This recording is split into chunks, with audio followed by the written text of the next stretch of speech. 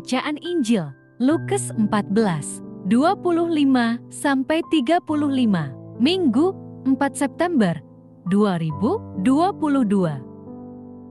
Shalom, Bapak, Ibu, dan saudara-saudari terkasih dalam Yesus Kristus. Marilah kita mendengarkan dan merenungkan sejenak firman Allah, Injil Lukas, pasal 14, ayat 25 sampai ke 35. Segala sesuatu harus dilepaskan untuk mengikut Yesus. Inilah Injil suci menurut Lukas. Pada suatu kali, banyak orang berduyun-duyun mengikuti Yesus dalam perjalanannya. Sambil berpaling, ia berkata kepada mereka, "Jikalau seorang datang kepadaku, dan ia tidak membenci bapaknya, ibunya, istrinya, anak-anaknya, saudara-saudaranya laki-laki atau perempuan, bahkan nyawanya sendiri, ia tidak dapat menjadi muridku. Barang siapa tidak memikul salibnya dan mengikut aku, ia tidak dapat menjadi muridku. Sebab, siapakah di antara kamu yang kalau mau mendirikan sebuah menara, tidak duduk dahulu membuat anggaran biayanya, kalau cukup uangnya, untuk menyelesaikan pekerjaan itu? Supaya jikalau ia sudah meletakkan dasarnya, dan tidak dapat menyelesaikannya, jangan-jangan semua orang yang melihatnya, mengejek dia." Sambil berkata, orang itu mulai mendirikan, tetapi ia tidak sanggup menyelesaikannya.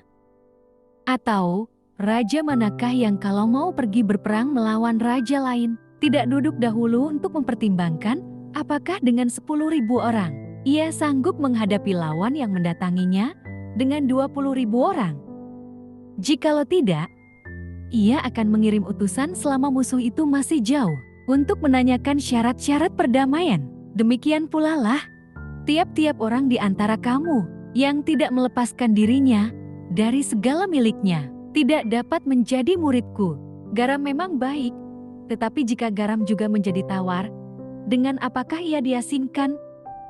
Tidak ada lagi gunanya, baik untuk ladang maupun untuk pupuk, dan orang membuangnya saja. Siapa mempunyai telinga untuk mendengar, hendaklah ia mendengar. Amin. Demikianlah sabda Tuhan. Terpujilah Kristus. Renungan Injil, murid sepanjang masa. Bapak, Ibu, dan saudara-saudari terkasih dalam Kristus Yesus, sejak dahulu kala, banyak orang tertarik datang kepada Yesus karena berbagai alasan. Ada yang datang untuk mendengar pengajarannya, sekadar ingin melihatnya, atau untuk meminta kesembuhan. Ia menghargai itu semua, walaupun kerinduannya adalah agar setiap orang datang, karena ingin menjadi muridnya. Hari itu banyak orang berduyun-duyun mengikuti Yesus dalam perjalanannya. Ia berhenti sejenak dan mengatakan bahwa mengikutinya adalah sebuah proses untuk menjadi murid sepanjang masa.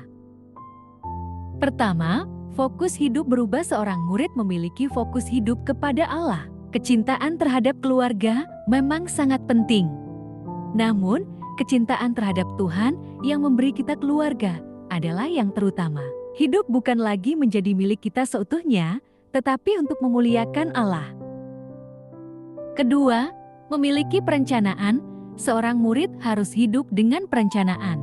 Seperti pembuat menara, ia harus merancang anggaran biaya sampai menara itu selesai dibangun. Kita harus hidup dengan rencana yang matang, bukan emosi sesaat. Ketiga, pertimbangan matang. Seorang murid perlu pertimbangan dalam mengambil keputusan terbaik bagi diri dan sekelilingnya. Seumpama seorang raja, ia tahu kapan harus berdamai dan kapan harus menyerang. Ia mengenali kekuatan dan kelemahan dirinya.